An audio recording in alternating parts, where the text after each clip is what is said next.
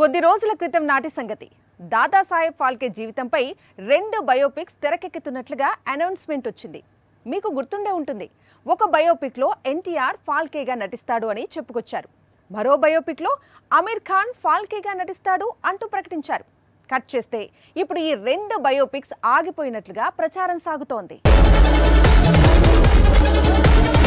War 2 results చూసిన తరువాత ఎన్టీఆర్ తన ఫ్యూచర్ ప్రాజెక్ట్స్ విషయంలో ఆలోచనలో పడినట్లు కనిపిస్తోంది.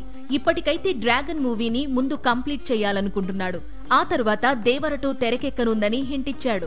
దేవర సీక్వెల్ తర్వాత త్రివిక్రమ్ దర్శకత్వంలో కుమారస్వామి మైథాలజీ మూవీ చేసేందుకు ఎన్టీఆర్ డేట్స్ బ్లాక్ చేశాడు. మరి దాదా సాహెబ్ ఫాల్కే బయోపిక్ సంగతి అంటే అందుకు ఎన్టీఆర్ డేట్స్ సర్దుబాటు కావడం లేదట. పైగా ఇదే బయోపిక్ ను బాలీవుడ్ లో ఆమీర్ ఖాన్ చేస్తుండటంతో టైగర్ కూడా ఫాల్కే బయోపిక్ పై ఆసక్తిగా కనిపించడం లేదట.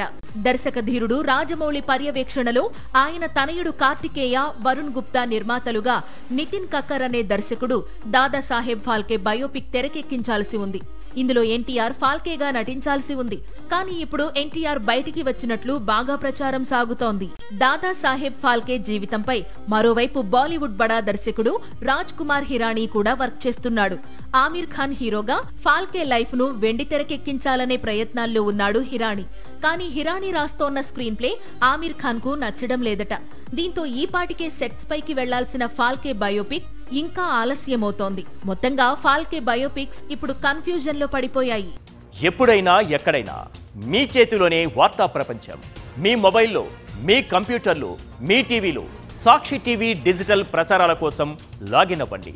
www.youtube.com/సాక్షి టీవీ.